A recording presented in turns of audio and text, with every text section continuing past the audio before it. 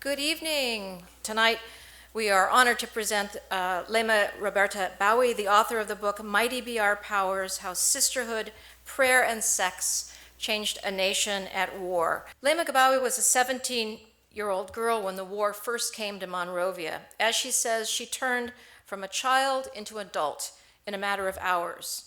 For 15 years, Liberia was gripped by civil war between the government of the corrupt and ruthless Charles Taylor and warlords battling to overthrow him. More than 200,000 people were killed, and 1 out of 3 were made homeless. Leymah came to see that it would be up to the citizens of Liberia, especially its women, to bring the country back from the insanity of civil war. Leymah Roberta Gbowee helped organize and then lead the Liberian Mass Action for Peace, a coalition of Christian and Muslim women who sat in public protest, confronting Liberia's ruthless president and rebel warlords. The movement brought an end to the Second Liberian Civil War in 2003, and Gbowee emerged as an international leader. The filmmaker Abigail Disney produced the documentary of the struggle and triumph of Leymah Gbowee and the Liberian women in her award-winning film, Pray the Devil Back to Hell. And you'll be able to see the entirety of this film in its broadcast premiere Tuesday night, November 8th, as part of a 5-part PBS series called Women, War, and Peace, so watch for that. Tonight, Leymah will talk about her peace-building work and her own life story, and she will be in conversation with the Reverend Dr. Gwynne Guibord, and we are so honored to have Reverend Guibord here with us tonight. She is the founder and president of the Guibord Center Religion Inside Out.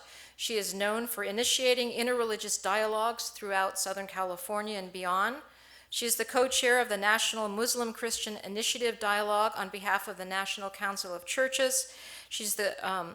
She's also currently represents the Episcopal Church USA for the NCCC's Christian-Jewish Dialogue, and she's won many, many awards, among them the Muslim Peace Award from the Islamic Center of Southern California, and most recently the Distinguished Alumna Award for 2010 from the Claremont School of Theology.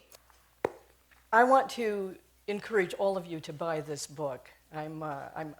She's not paying me for saying that to you, but it really is quite an extraordinary journey. It is a memoir of Liberia's descent into madness and of your journey in it, through it, and out of it. But for right now, let us journey together across the continent of North America, across the Atlantic, to the continent of Africa, and in particular to Liberia. America and Liberia have a particular relationship, a particular history together. Would you just speak to that briefly, Leymah? Okay. Thank you all for coming. Miss Carol made us. I call her my therapist because this book was a therapy. Liberia is that country that free slaves from here in the U.S. went to in 1822. And everything about Liberia is like America. So you have our flag, like the US flag, but with 1 star. Our constitution model, like the US Constitution. We have 3 branches of government, like here. We call the house that our parliamentarians sit in Capitol. We do, like I said, have the Supreme Court with the Chief Justice, just like here. Everything. Some of the streets are named after famous people from here and famous cities. We have a Virginia and a Maryland and different places, and Monrovia is after President James Monroe. So we do have a rich history, and one Liberian woman put it in a very nice context: Liberia, America's stepchild. Yeah. I'm always interested when there is the kind of strife that has been so long-lasting, was so long-lasting in Liberia, of the conditions that may have made that possible. Would you speak to that, please? Well, when the slaves came to Liberia, the indigenous people, like any other place where you have indigenous people, and it's ironical that I'm speaking about it here in California with your own history, were welcoming of the free slaves. They gave them their land, they made them comfortable, and something that is typical of abused people, they don't know how to show gratitude. The only life they knew is the life of abuse. So what had been meted to them on the plantation was what they meted against the indigenous people when they got very powerful. So we had segregated schools, we had everything that people had. So for 100 plus years, indigenous people were the virtual slaves of the quote unquote descendants of the free slaves. Um, if I may give a quick example, if you had a last name like my last name, many of the people, and if you were fair color like me and aspiring to go to university, some of the free slave descent who didn't have children would tell you, take my last name, because that last name of yours is not a representation of, people who should come to the university. So those were, they founded a technical school for children of indigenous people because they were preparing them for the life of service to children of the free slaves. Throughout the book, your wonderful, wonderful book, you spoke time and again about fear. And I want to read a very short one-line, a sentence that is just so wonderful.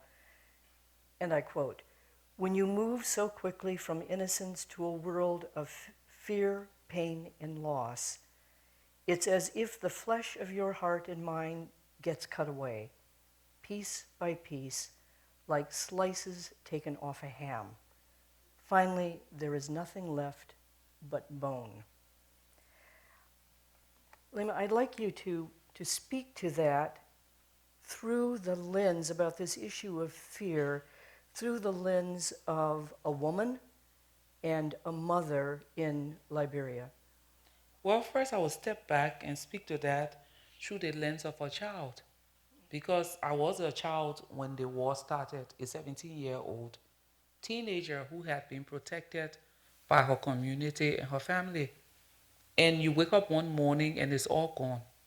And you're afraid, the sound of the gun, the absence of your parents, the absence of your siblings, the many relatives coming and telling stories of horrors. The fear is never ending. And I think it's at that point that that peace starts to go away. And then as it progresses, you're praying that this madness will end. I'll go to bed tomorrow and it'll be okay. And you wake up the next morning and it's worse than the day before. A piece has been taken off. And by the time you look at yourself from 17, like myself, I'm 31. And beyond the pains and the scars of the war and the fears of the war, you have the whole issue of violence and all of the different things that you've seen. So it's just one issue after the other. But that fear is something that pushes you back into a space that is difficult to describe. You are afraid. So it takes hope. It takes courage. It takes a lot away from you day by day. And most of the time, people who rain terror on people, that's what they want. Gradually, they are stripping you of your strength. They are stripping you of your willpower. They are stripping you of everything that would ever bring you to the place where you are able to fight back. And as a mother, I mean, there were times when your children were hungry, they were exhausted. It's unimaginable what that must have been like for you. You know, sometimes it's difficult to really put it into context. But by the time I started having children, the fear of the guns had gone away. The fear of what could happen to me was gradually going away. It was the fear for their own lives, for the lives of those children. How do they survive in the midst of all of these? And then you get to a place where you realize that I don't have the power to even protect these children because it's not in my power. And then you get numb and you just sit there and you can't function. and you can't do anything. If you have faith, you pray. But in my case, I lost faith. So it was difficult to even pray.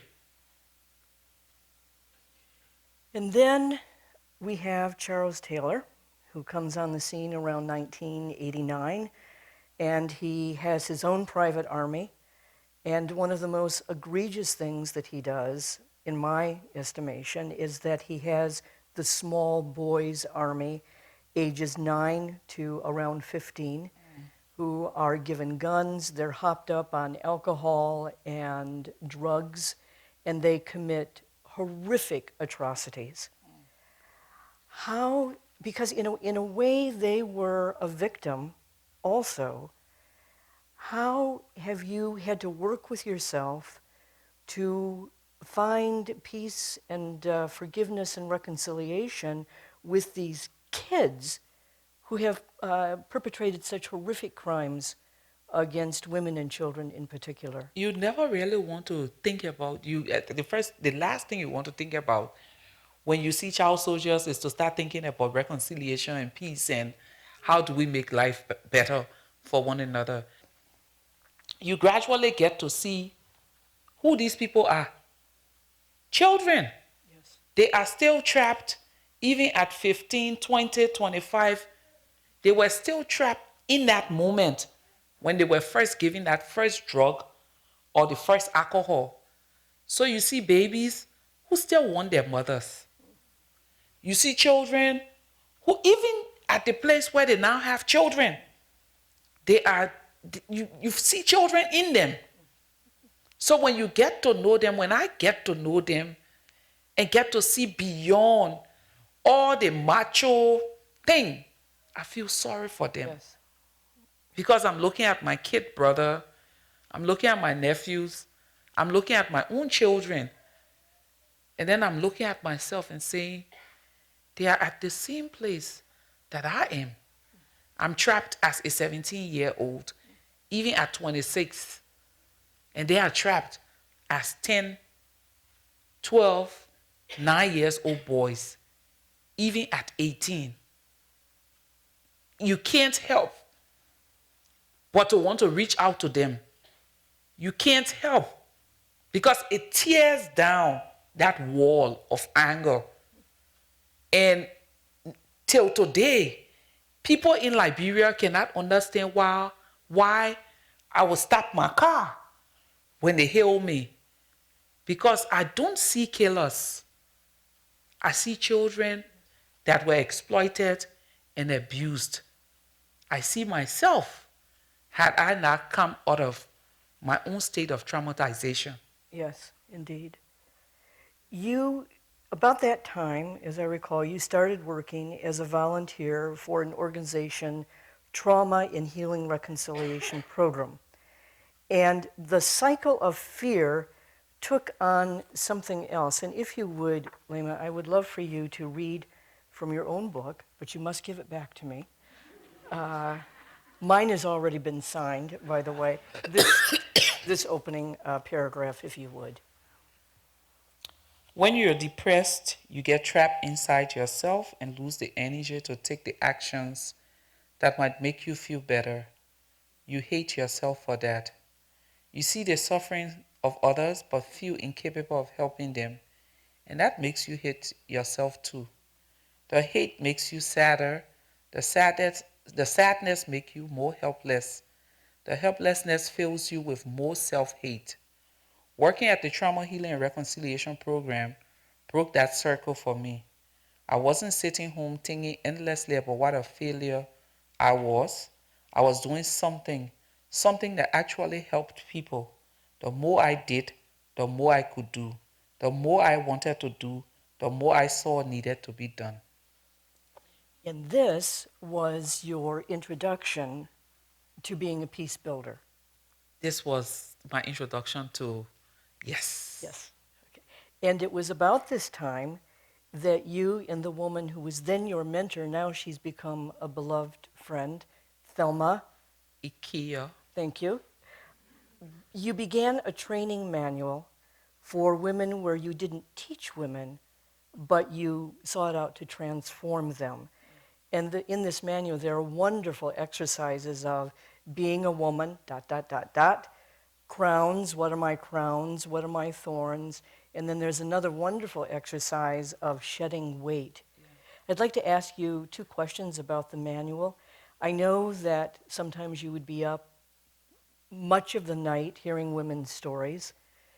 Is there one story in particular that you recall that you would be willing to share with us? There are many stories that made an impression on me, but I am one person who have always thought that our traditional practices, female genital mutilation, was not as bad as the world made it out to be until we went to Sierra Leone and we formed a circle. I knew this woman who had worked with me for many years, and she is the pillar of strength for her community. And this day when we did the circle, she decided to tell her story. And her story went back to herself as a 7-year-old girl being taken into the traditional Sande society. And she tells the story about the day she was about to get mutilated. But what I remember about that story was that it took her, she started, and in 15 minutes, she got to the place of the mutilation. And then it took her almost 10 hours to progress from that place to the next part of the story. Because she tells that they tied me. And then she goes, and she will scream, ear-piercing scream. Where she sat, she dug her feet and her toenails in the earth till she cut her feet. But she didn't know she was doing all of those things. People fell asleep. People woke up. People fell back asleep, and she struggled and struggled. And by morning, so we did that circle in Kenema, Sierra Leone. We had one person start. She was the second. And in a circle of 20 people, she was the only story we heard the entire night. Afterwards, she fell asleep. And it was like all day. She has now started her own organization in that community, fighting off the harmful traditional practices and other issues related to women's rights. But till today, every time I see her, I still remember that ear-piercing scream and her digging her toenails in the earth and fighting back the cries and the pains. And she was in her 30s, but it was the pains, the weight from 7 years old that she had been carrying all of her life. I have to tell you, that story takes my breath away. It's just, thank you for telling us that. The second question I have about this manual for training is it being used now, currently, in various places of the world? People use it in different places in ways that we don't know anything about. I still make reference to it. I use it when I was in Congo last year with the women. It is, like you said, a very powerful tool. Right. When you get to do it. And there is no category of women that you use that crowns or thorns with that it doesn't really speak to them. One of the other parts of the manual, sometimes we try to tilt it a bit, is reaffirming yourself, being a woman, as a woman. And we do different things like the catwalk. We do different things like, I remember when we were in Congo, working with all of these women who had experienced war and asking them to stand up and just describe themselves. It was amazing. Last year, we did it with female ministers in Liberia, and we asked them to stand up and just reaffirm their beauty. One of the female ministers said, wow, I've never felt so good in any company because I've never ever taken out time to compliment myself. So it's not about what spectrum of society you find yourself, from grassroots to middle to top level. Sometimes women are so busy taking care of the world and then sometimes our husbands are so busy looking for money that they never really stop to look at you and say, girl, you look good. But one of the things that I do to myself all the time is once I dress, and this is a little bit egotistic, but I still do it, is stand in front of the mirror and say, ooh, you look good.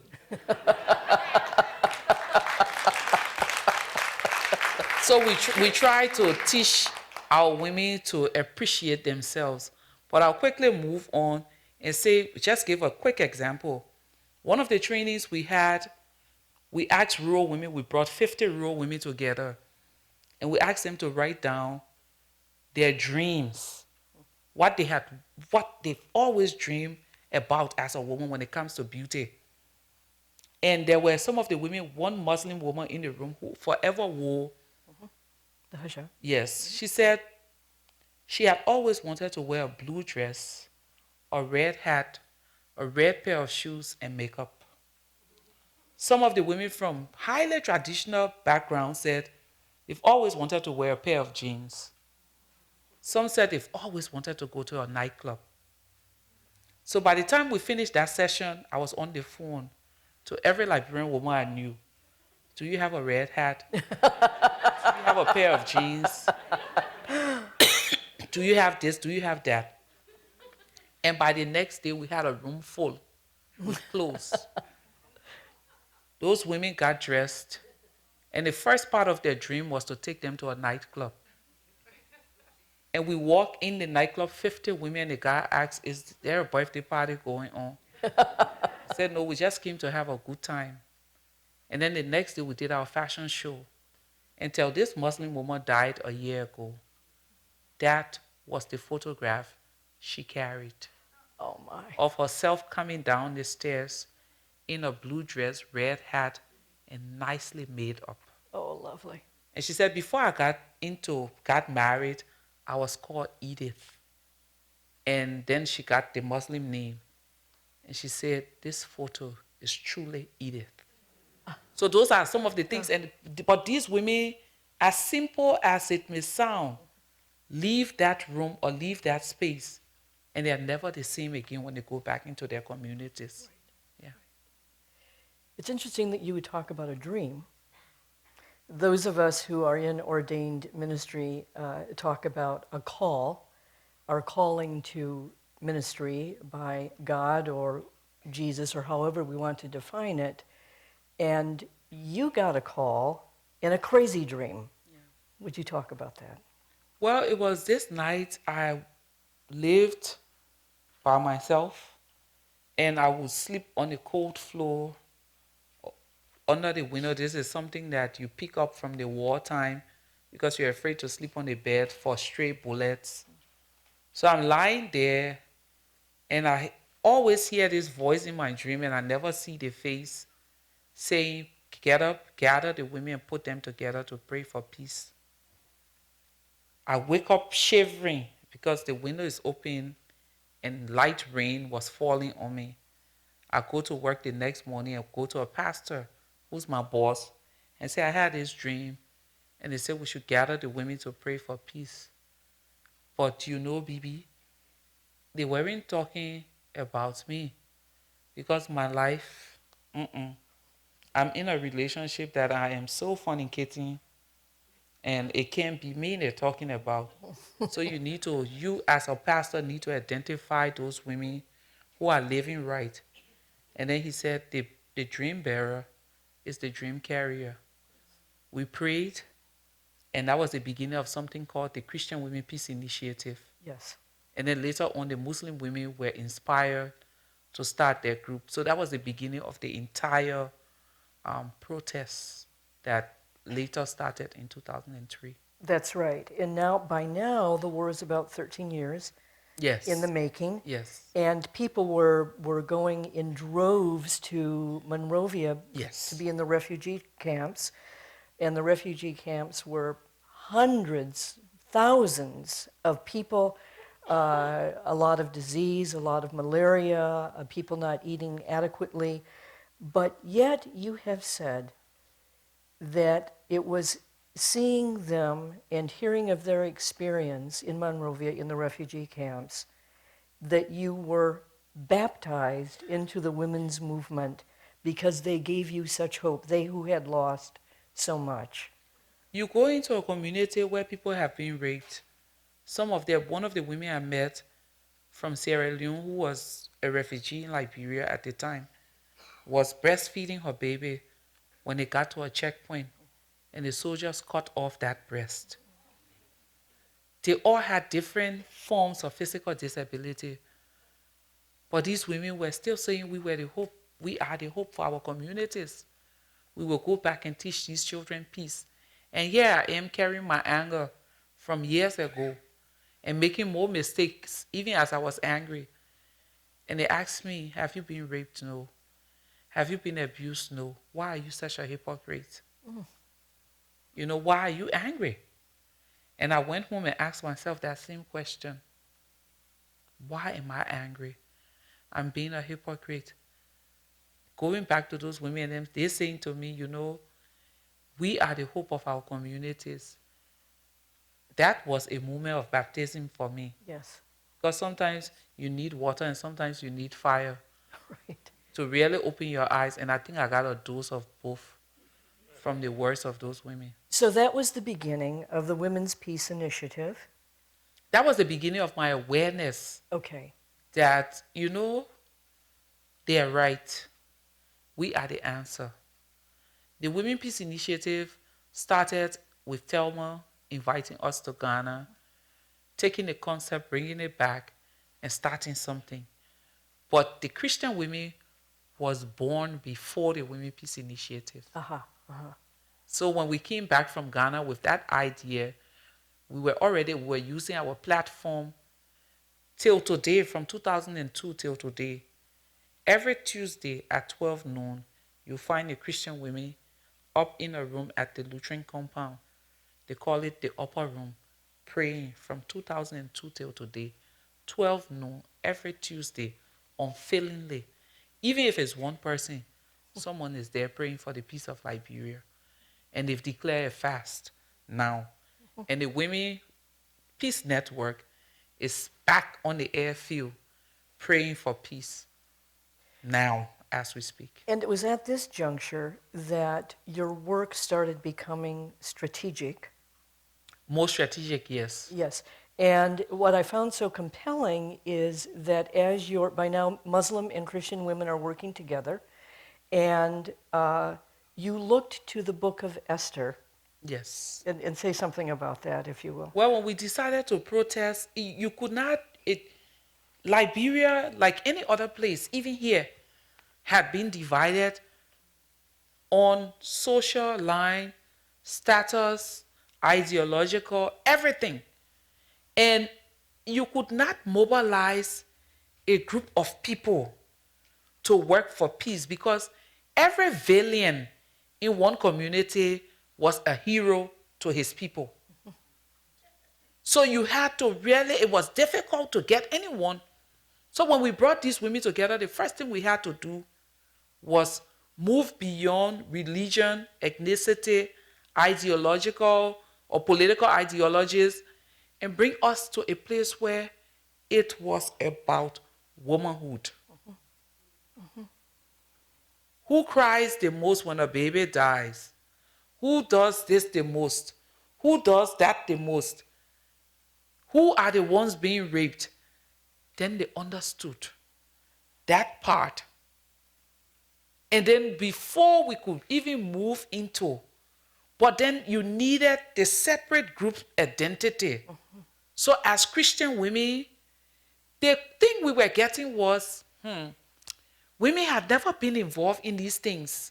So we had to take the Christian women back to the Bible. See Deborah, see Esther. These were revolutionary work that these women did. It wasn't sit down, fast and pray. They got out there, They put their faces in the forefront of the politics of their time. We went into the Quran. See Khadija, the wife of the Prophet Muhammad. She had a voice. She was not silent. She was not docile, as everyone is saying that Muslim women are supposed to be. And then there was a research that I found on the Islamist perspective of nonviolence and the Christian perspective of nonviolence that I exploited to the core. Bravo. But it was that kind of thing Right. that we used. So by the time when we decided to do the fast, it had caught on. And then we said the women said, like Esther, sackcloth and ashes. Look at me. On a normal day, this is the way Liberian women dress. And we say, if we continue to dress like this, no one will take us seriously. Nicely dressed, jewelry and everything. So we have to go back to God. We all recognize that we have a role to play in the violence that our communities are facing. So let's go in sackcloth and ashes. The white was symbolic for peace. The hair tie was to cover the beauty of the hair. No shoes, no jewelry, no makeup, and God has a sense of humor. At that time, we decided and declared that fast and prayer. I had one of the funkiest haircuts in all of Liberia, and I had to cover my haircut. Now that we have peace, I have to redo my haircut. But that was how the Christian women approached it. Right. And the Muslim women just bought into it. So there you are, and your strategy is to gather at the fish market Yes. because that's where Charles Taylor... Major highway. Taylor went to work every day. Right. People went to work every day. No one passed the airfield without looking right. Right. Yes. So you were out there. Now, imagine this. In the Liberian sun, and then it would rain, and it doesn't get cooled off from the rain. No. It gets hotter and humid, and women whose clothing hung on them in the white T-shirts, and you were out there for how many days? 2 years. 2 years. 2 years. But finally, he agreed. Well, in the middle of that... In the middle of that, we're there for 6 weeks. Yeah. And then he agreed to go to meet with us. But somewhere in there, there's a decision about no sex. Now, we have to talk about that. Well, you know, I wish Asatu was here. The Muslim woman, Yes. if you watch Pray the Devil Back to Hell. Because Asatu, sometimes we say, are you really a Muslim? Because you have a devious mind. She was the one coming to us and saying, you know what? We have started this thing, and these men of ours are not writing opinions in the newspapers. They are just silent. So we have to move them to action. How do you suppose we do that? She said a sex strike. Let's deny them sex. In the urban areas, we failed miserably.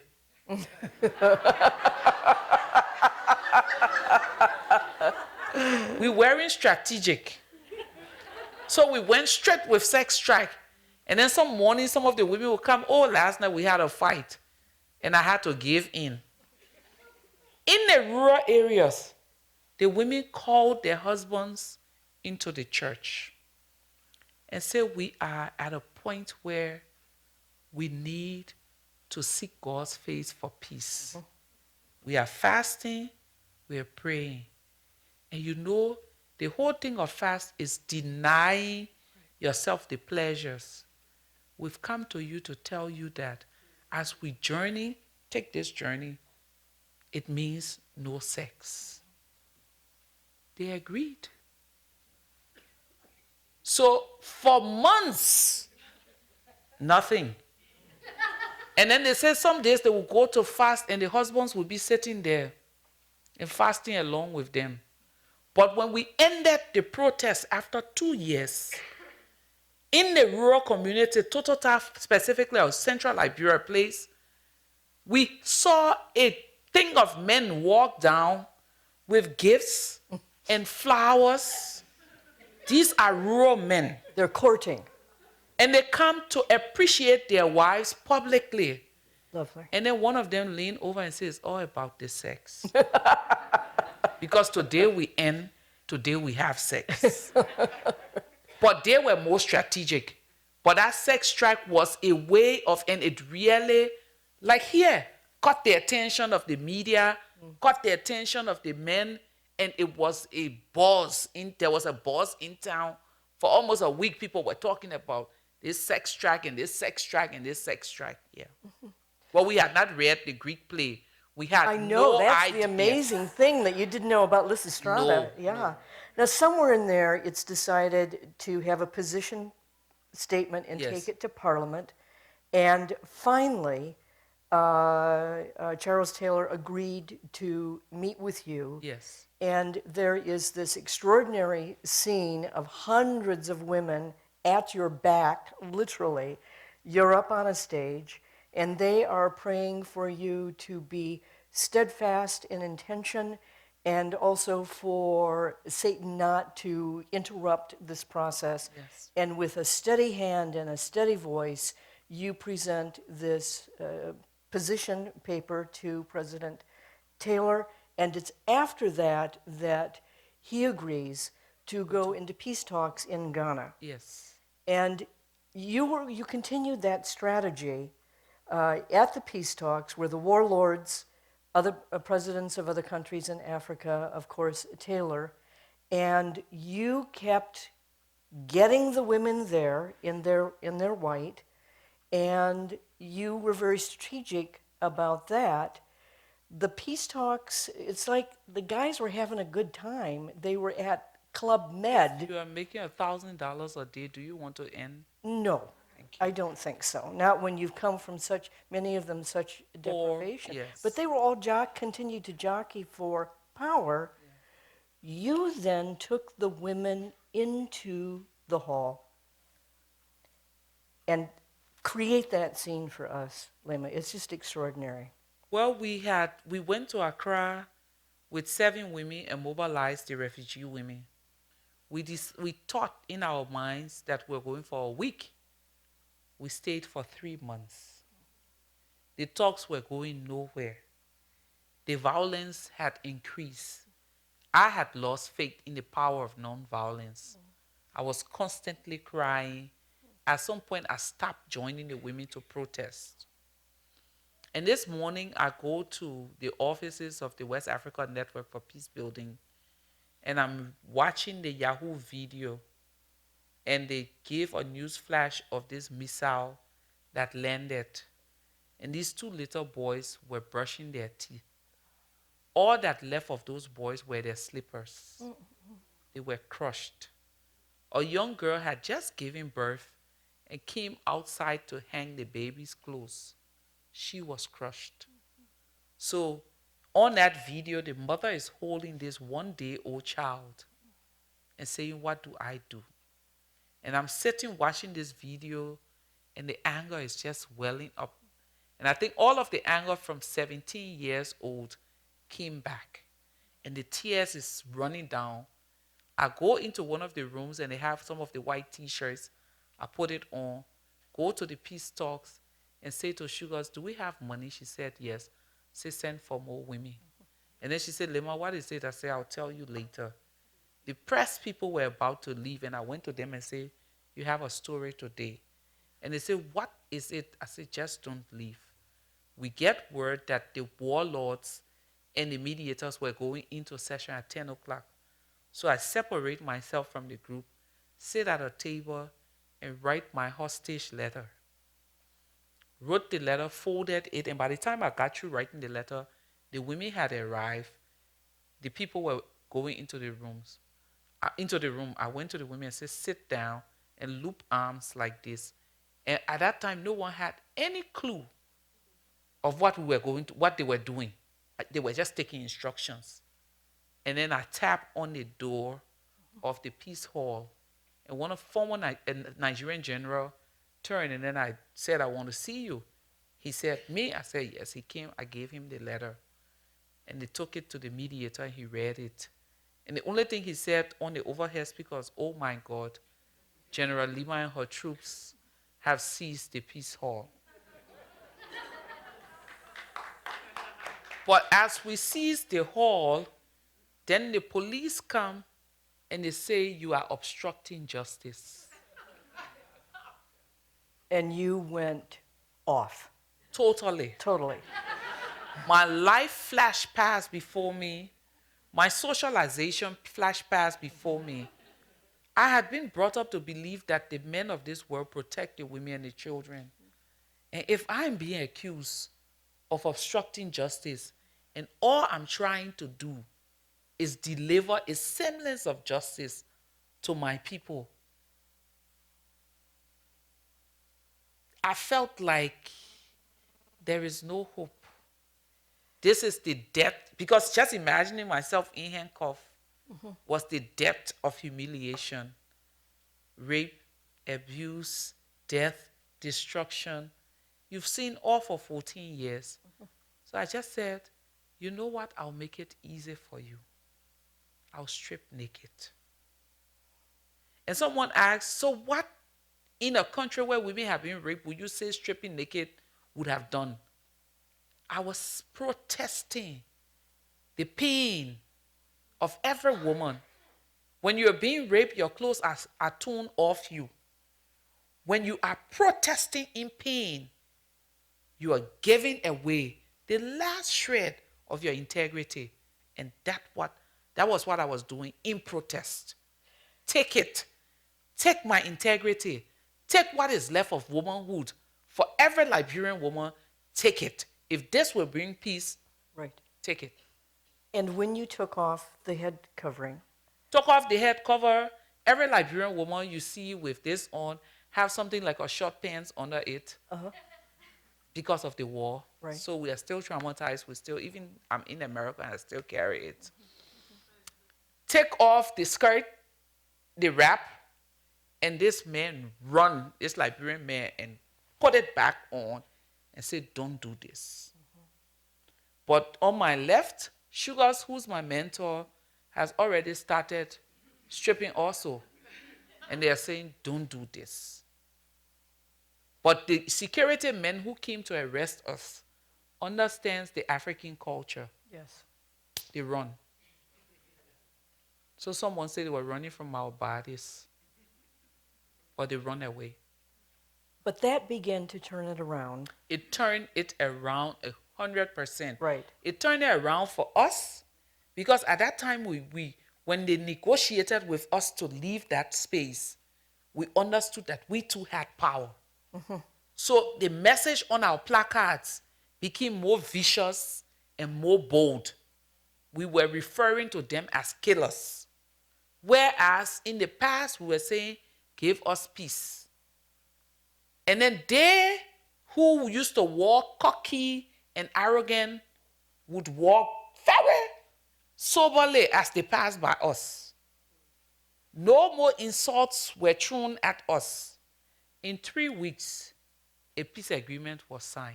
Right. And it,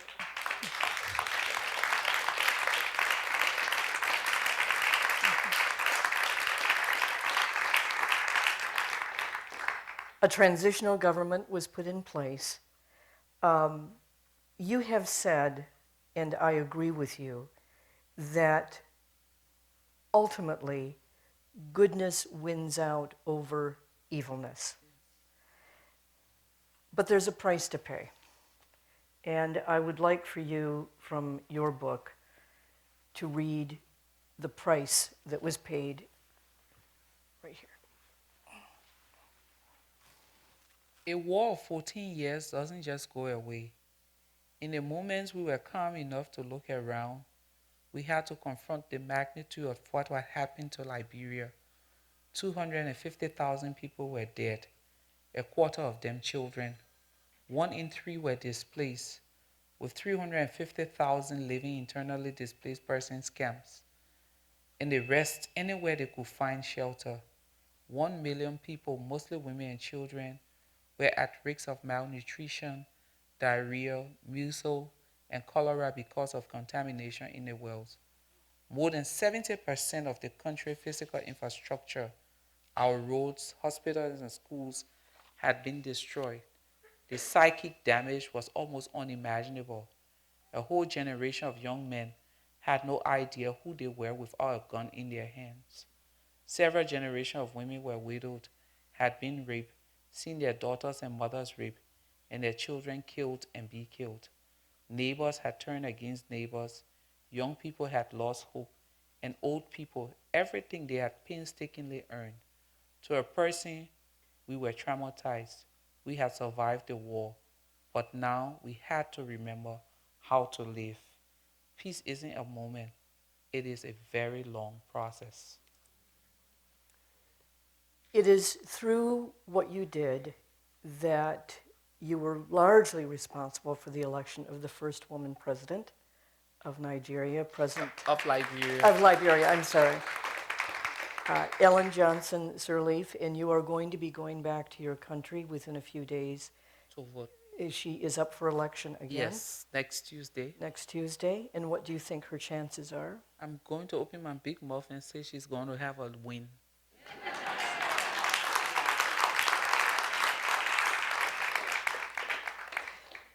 We're going to turn over for questions, but I do want to ask you one more question, Leymah, if I may. You have done so much, and you have sacrificed greatly, and you have paid a price. Would you be willing to speak to that for a moment? Well, I really don't think I've done anything.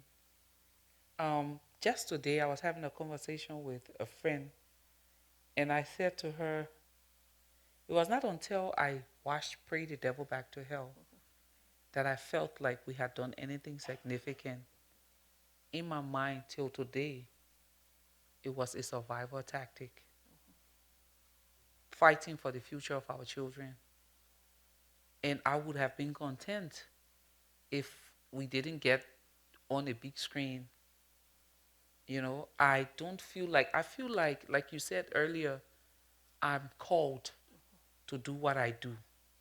I don't have any sense of, wow, I'm doing a great work. Every time I go to a space and do something, I leave that space thinking, did I really do good? Am I really making impact? And it's only with the young people that I engage with in the community women sometimes, and I saw a documentary that was done in Uganda with some rural women, and one of them said, the first time I looked at that little girl called Leymah, I said, if she can do it, I too can do it. And I was like, what? So I'm at a place now where all I want is the opportunity to do my work, do what I know to do best, encourage people to maximize their potentials. And the sacrifices, I don't think I've made any sacrifice. I think I have just lived. I don't think, and the pains that I've gone through, I see it as the only way that I could have, that was my empowerment phase to do what I do now. I don't think of myself as anyone great. So when I go to places, I try to ask people to kindly just say, I'm a mother of 6, because that's the only thing that gives me so much pleasure. And that I'm a peace and women's rights activist. I'm content. Oh. I am so content with where I find myself. I'm content with the work that I do. If I don't become the Secretary General of the UN or a president of Liberia or any other thing, I'm just content working in my community. I'm just content being who God has called me to be. I will not, I don't begrudge him for any of the trials that I've gone through in life. I don't see any of the achievements that I've gotten as a right. I see it as God's favor. Yeah.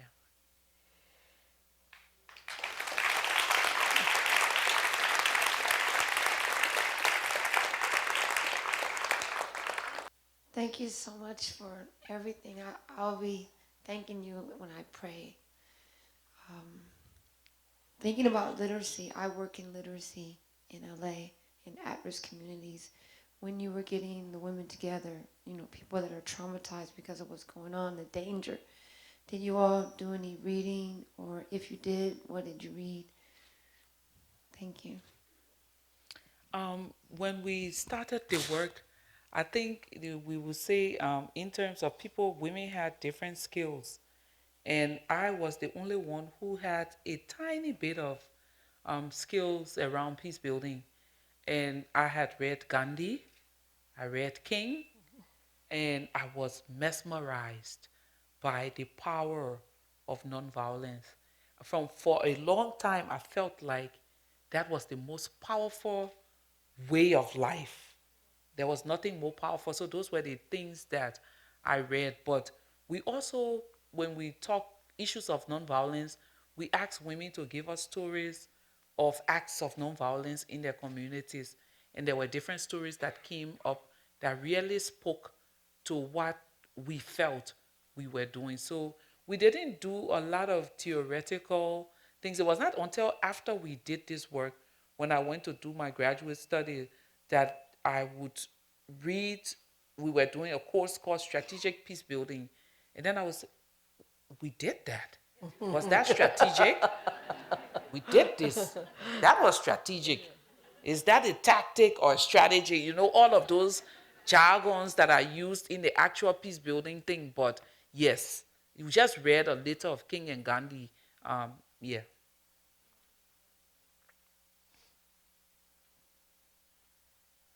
Thank you so much. I was struck while you were talking about your sense of community and how you women could see what was happening in your community. In our country, we're at war all the time in other places. So right now in Libya, there's a siege of Sirte that's been going on for weeks. People barely know about it. People there don't have food, they don't have water, they're getting bombing sorties every day. But we don't internalize that because this is not part of our community, or in Iraq or in Afghanistan.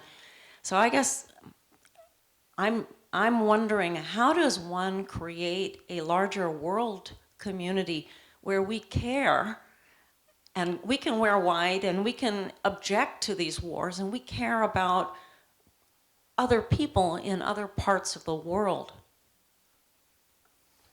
I have come to a very cynical place when it comes to us versus them, the world, your world, my world. And your question is a good question. But your question can be answered in two ways. You first said you in your community you see the wars. Open your eyes. In this community, you will see the wars also. It's here. It's happening. As a stranger, I see it. And I think the connections between your world and my world, and I will cross that out and see the connections in our world, is our ability to move beyond I want to help there and start with I want to help here. That's one. Libya, Egypt, Tunisia is not short of activists. What they are short of is resources. Liberia, Congo. The stories you've heard from Congo, I was in Congo. Congo is not short of activists. What they are short of is resources. This country has resources. What you're short of is activists.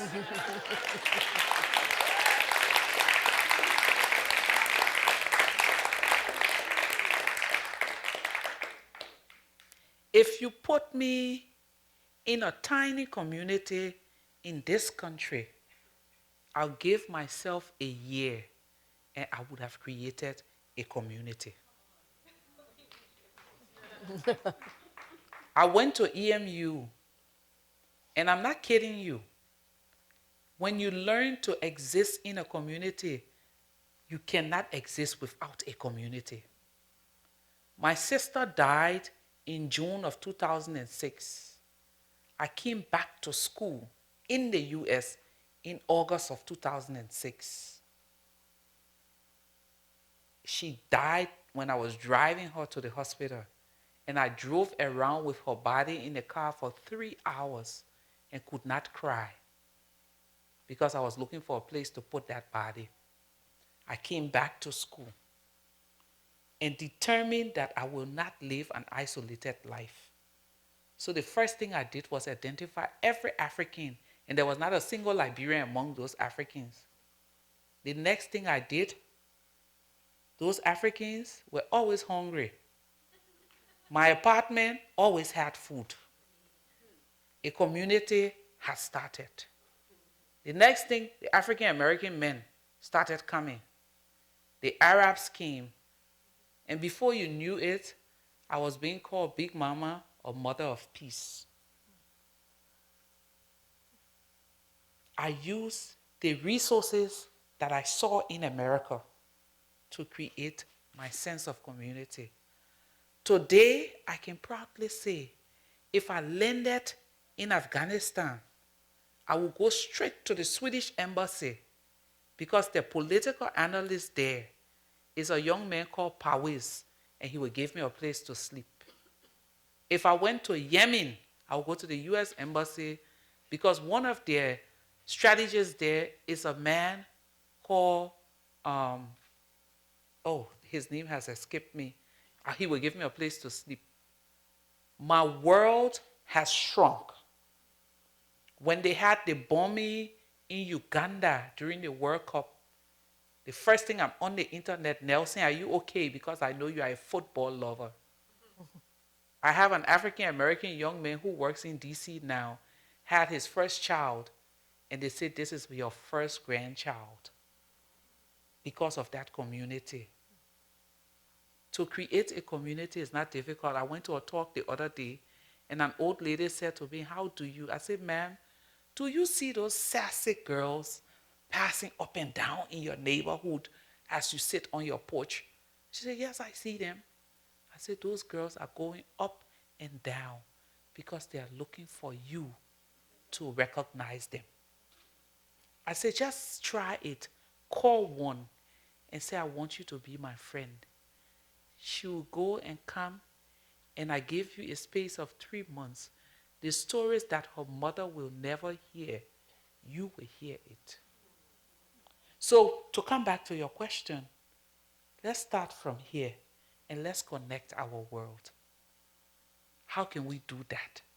How can you use your platform of activism here to influence the need for resources in Libya?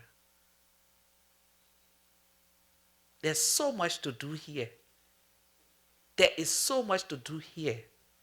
There is so much to do here.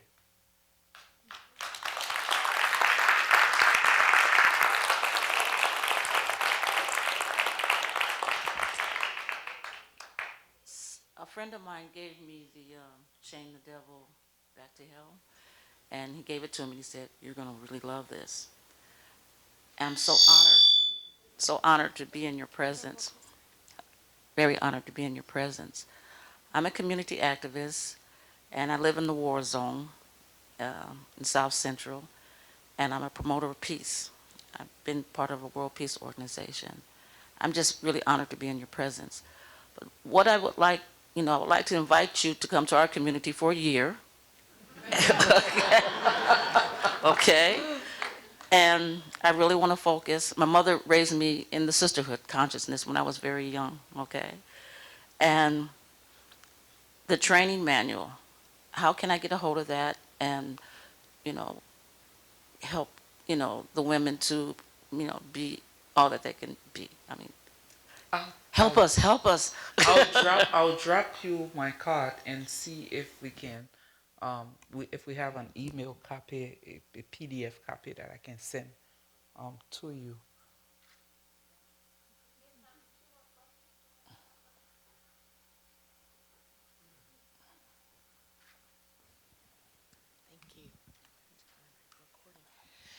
Very nice to hear you speak, and I can't wait to read your book. It seems like you really tapped on something there, or tapped into something there. Do you think that worldwide, if a sex strike took place, that maybe this could really improve the entire world? No. But worldwide,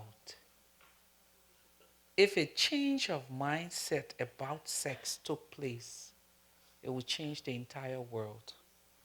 My sister lives in New York, and every time I come, we find time to hang out.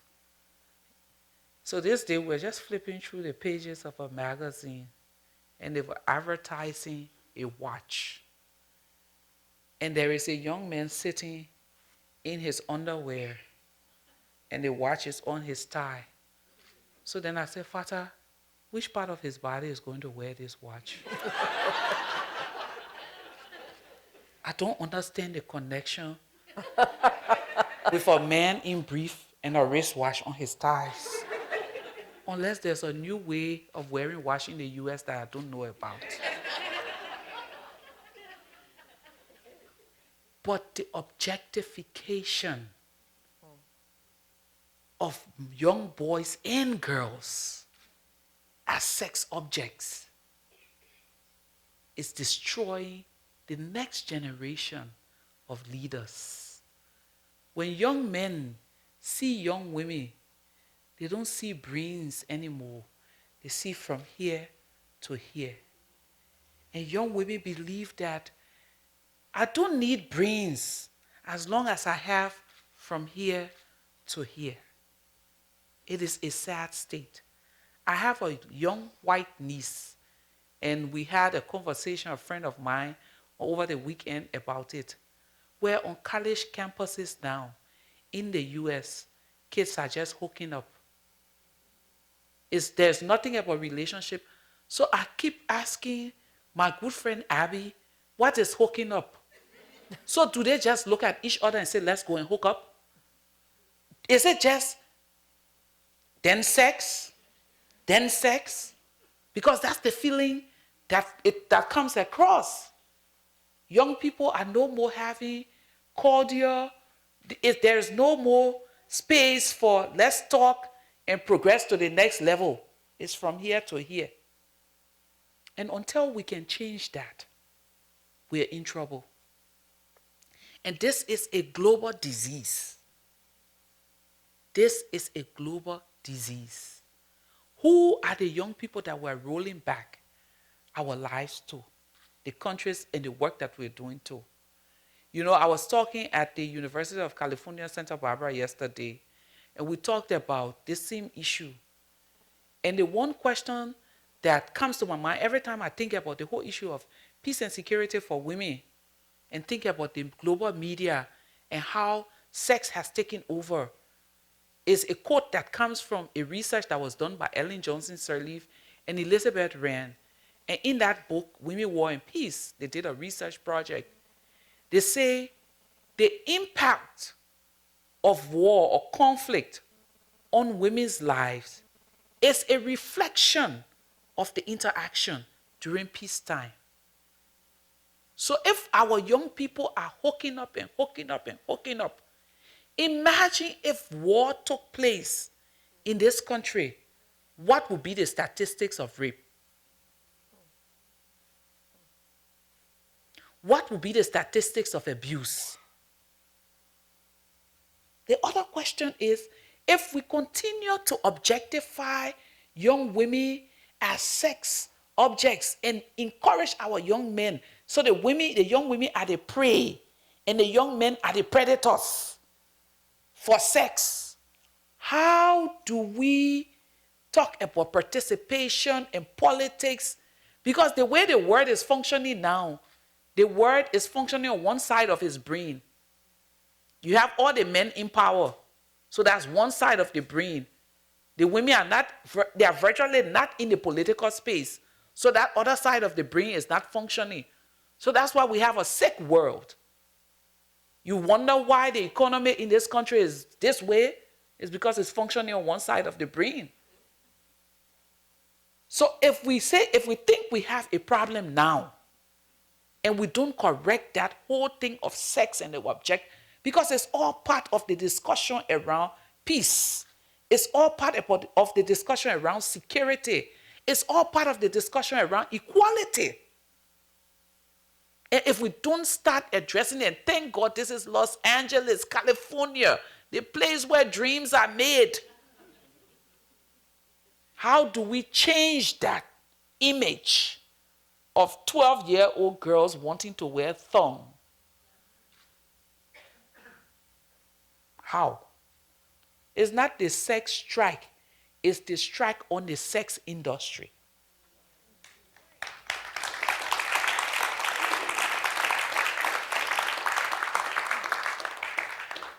I have gotten the high sign that we need to end our time together tonight. I want to thank the Aloud series and the Los Angeles Public Library for this extraordinary evening. And thank you to all of you who have come tonight. Encourage you to let's be together in community after the formal presentation of this. And to you, Leymah Gbowee, thank you so much. Thank you for having me. Thank you all for coming.